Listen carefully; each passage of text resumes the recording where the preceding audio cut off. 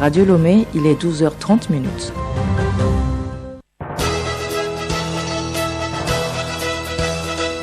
Le journal Bénédicte Kanda. Madame, Monsieur, bonjour. À la une de ce journal de la mi-journée, les assises de Lomé se poursuivent. Au 5e jour, aujourd'hui, nous avons rencontré quelques membres du jury qui se sont exprimés sur le déroulement des audiences. Vigilance dans les rues pour ne pas se faire voler. À suivre dans ce journal les différentes formes de vol qui s'y déroulent. Manifestation meurtrière hier au Tchad, pouvoir et opposition se rejettent la responsabilité des violences. Et puis sport, football, éliminatoire Cannes U23, les éperviers espoirs reçoivent ce dimanche au stade de Kégué leurs homologues de l'Afrique du Sud. Un faux pas est interdit à domicile.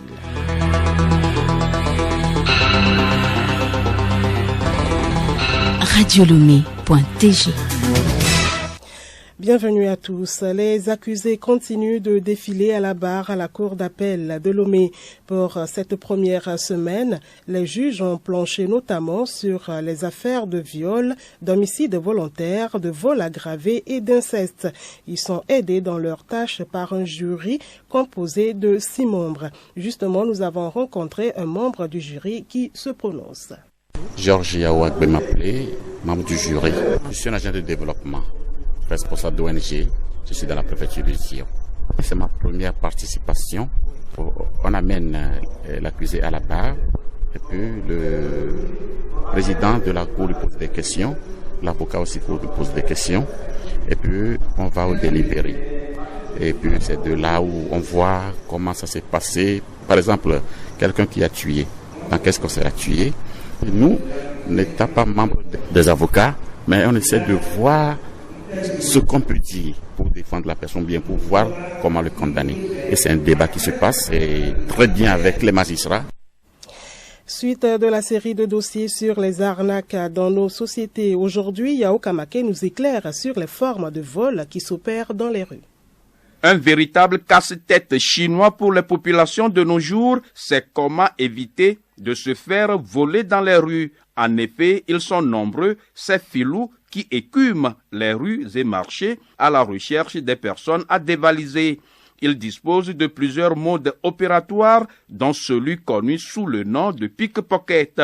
Un usager de la route qui a requis l'anonymat nous en parle. Ce que je trouve ici actuellement, c'est les pickpockets.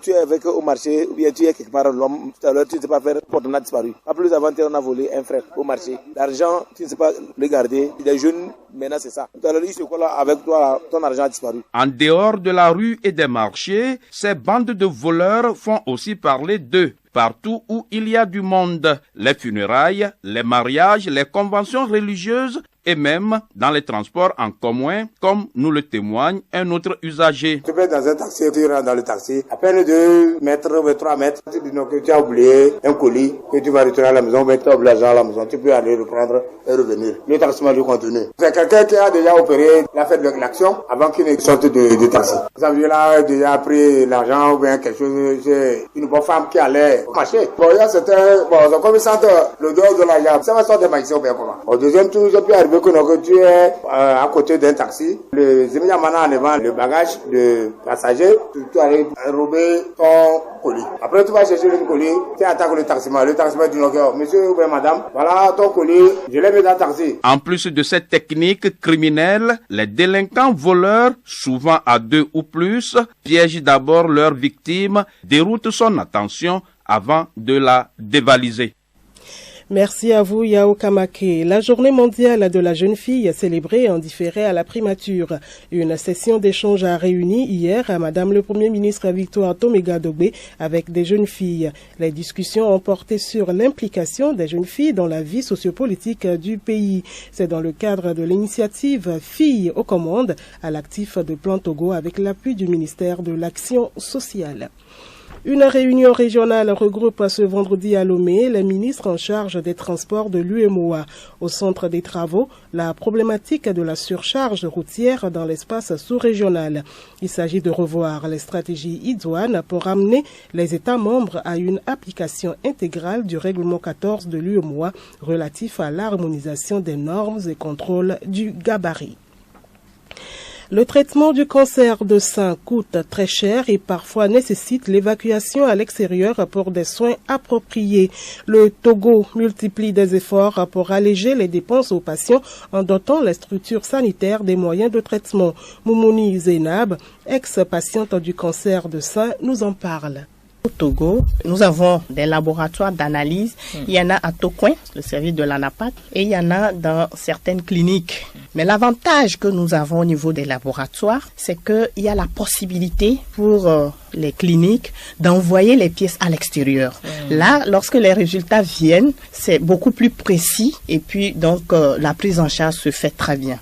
Au niveau de la chirurgie, reconnaissons au Togo, on a de très bons chirurgiens. Que pour preuve, quand je suis allée au Mali pour ma radiothérapie, quand on a vu mon sein, on a admiré. Mon sein est resté intact. Ils ont fait en même temps une chirurgie esthétique. Alors, donc, ça ne vaut pas la peine d'aller ailleurs. Au niveau de la chimiothérapie, l'avantage que nous avons maintenant, c'est qu'il y a des pharmacies où on peut trouver ces médicaments-là. Au niveau de la radiothérapie, c'est vrai qu'on n'a pas encore une radiothérapie au Togo, mais on a espoir avec le vote de la loi sur le nucléaire, une construction de projet donc d'un institut. On espère donc que notre pays, le Togo, disposera très bientôt d'un centre dédié à la prise en charge des cancers, dont celui du sein. Je vous informe que INAM prend en charge le traitement à 80%. Et pour guérir, on a besoin de prier. Ce mois d'octobre est le mois dédié au rosaire pour les chrétiens catholiques. C'est un mois au cours duquel les catholiques méditent donc le chapelet. Justement, quelle différence y a-t-il entre le chapelet et le rosaire? Réponse dans cet élément de Nora Lassé et Aimé Sougliman. Je vous salue Marie, pleine de grâce, le Seigneur est avec vous.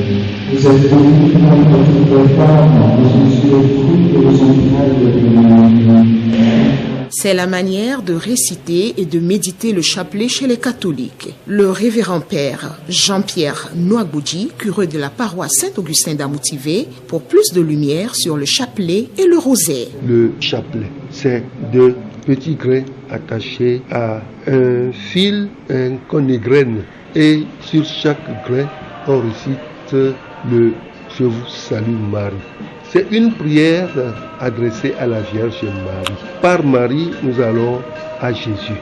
Pour rester attaché à Jésus, on va se tourner vers sa mère et obtenir des grâces. Le mot rosaire vient étymologiquement de la rose. Autrefois, on enlevait les pétales des roses contenus dans des corbeilles qu'on jetait par terre lorsqu'on faisait la procession à la Vierge Marie. Le rosaire, cela veut dire un chant de roses. Le rosaire, c'est un ensemble de 4 mystères, 4 chapelets. Mystère joyeux, mystère douloureux, mystère glorieux et mystère lumineux. Que la Vierge Marie nous bénisse tous avec son tendre enfant. Nos cum prolepia, benedicat Virgo Maria. Amen. Bonne suite de rosaire à tous.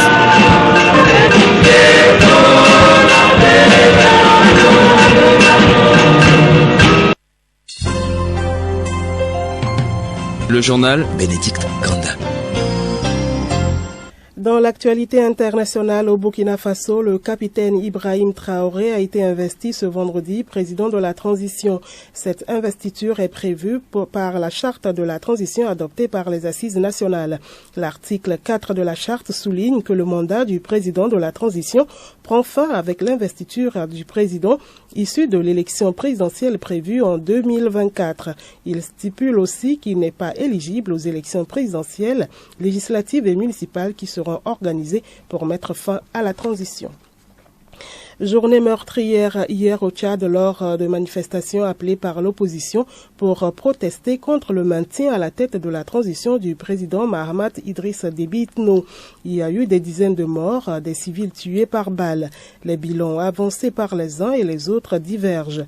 Hier, en fin de journée, le Premier ministre Saleh Kebzabo a évoqué une cinquantaine de morts et 300 blessés. Il a annoncé un couvre-feu dans 4 villes de 18h à 6h du matin jusqu'au retour total de l'ordre ainsi que des poursuites judiciaires. Puis au Soudan, au moins 150 personnes, dont des femmes et des enfants, ont été tuées mercredi et jeudi dans de nouveaux affrontements entre communautés au Nil Bleu dans le sud du pays. La mission de l'ONU au Soudan a dit sa grave inquiétude concernant l'escalade des violences meurtrières, appelant les autorités à s'attaquer aux racines du problème et à garantir le droit des habitants à la sécurité. Page culturelle à présent, l'agenda. Au menu, Geneviève Pognon nous parle d'un festival de théâtre, d'Africa Sings, d'un concert et d'une exposition d'œuvres d'art. Trait d'union, c'est le nom donné à l'exposition d'œuvres d'art de l'artiste plasticien Thierry Tometti. Ce vernissage se déroule du 4 au 29 octobre prochain. Autre sujet du concert du couple artiste Elise et Rukura anime ce dimanche 23 octobre prochain la soirée à Sokoto en français il est temps. C'est à l'église des Assemblées de Dieu, Temple La Grâce d'Agnavé. D'un concert à un autre, l'édition 2022 du festival Africa Sings a démarré ce jeudi et ce jusqu'au 23 octobre prochain. C'est au Palais des Congrès de Lomé. Au total, 12 chorales prennent part à ce festival. Jean Lologno Doubé, promoteur du festival Africa Sings. Nous recevons à l'occasion de ce festival des chœurs exceptionnels qui viennent de l'Afrique du Sud, du Ghana, du Nigeria, du Burundi, du Rwanda, du Bénin également, mais également de notre pays, le Togo. Au-delà des concerts qui seront des concerts festifs, nous organisons également des ateliers de formation qui seront animés par des formateurs qui viendront des États-Unis dans le domaine du jazz gospel et de négro spirituel, mais également des formateurs qui viennent également de la France dans le domaine de la direction de chœur. Nous avons des formateurs qui viennent de l'Angleterre également, qui formeront dans le domaine de l'art choral, du gospel, et également beaucoup d'autres ateliers qui sont programmés. Donc au cours de ces 5 jours de festival, il y a 10 concerts qui sont organisés pour la première fois, et des concerts du matin, des concerts de l'après-midi, mais également des grands concerts du soir, auxquels nous invitons tout le monde. Et puis la deuxième édition du festival de théâtre bat son plein depuis le 14 au 22 octobre. C'est une initiative de fabrique de fiction.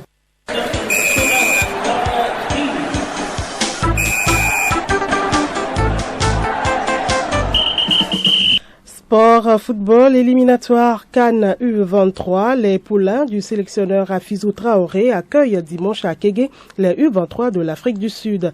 Pour ce match aller, le staff reste confiant. Henri Ochocho. Tom Adjakli et les siens sont appelés à faire un match plein à domicile dimanche avant le déplacement sur Johannesburg. Même si la tâche ne sera pas aisée, le sélectionneur des éperviers Espoir rassure. On n'est pas inquiet parce que on a beaucoup de locaux, a déclaré Afizou Traoré. En regroupement depuis dimanche, les éperviers Espoir ont travaillé sur plusieurs aspects de jeu. Pour le match de dimanche, le staff des U23 togolais peut compter à nouveau sur Tom Adjakli et Martin Agbemefa qui ont été monstrueux dans la double confrontation contre la Mauritanie. Togo-Afrique du Sud, c'est ce dimanche au stade de Kéké à 16h temps universel. Les préparatifs de la nouvelle saison 2022-2023 de football se poursuivent dans les états-majors des différents clubs. Après sa victoire de 4-0 le week-end écoulé face à Puma FC, Dito de Lomé s'est de nouveau imposé mercredi face à Ifodje d'Atakpamé sur la plus petite des marques, 1-0. Sarah Sport et Kakadl de Doufelgou, de leur côté, se sont séparés sur un score nul et vierge de 0 but partout. Rappelons que le championnat national de première division démarre le 6 novembre prochain, tandis que la deuxième division est prévue pour le 12 novembre selon le dernier chronogramme de la FTF. Deuxième tour des préparations des arbitres pour le CHAN 2023. Le Togolais Nyama Akleso est parmi les 24 retenus par la CAF. Dans une liste dévoilée cette semaine, l'instance fêtière du Curon a retenu parmi les officiels le Togolais. Ligue africaine des champions, Tchakeyi Marouf et son club Las Vita Club passent pour les phases de groupe.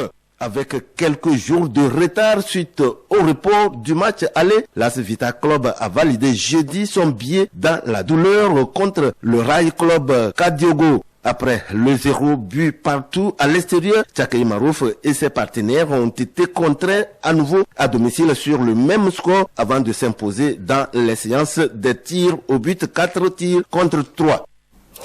Et puis l'information insolite du journal pour terminer. En Angleterre, un cambrioleur a été retrouvé coincé et suspendu à une fenêtre à 4,5 mètres de hauteur à Manchester.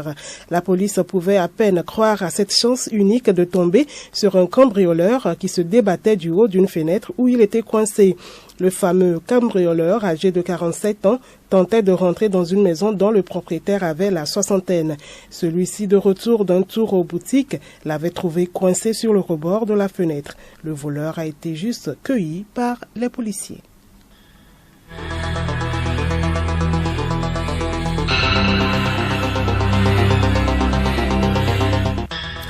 Madame, Monsieur, voilà, c'est la fin de ce journal. Merci de l'avoir suivi. Passez un très bel après-midi à l'écoute de la station du plaisir.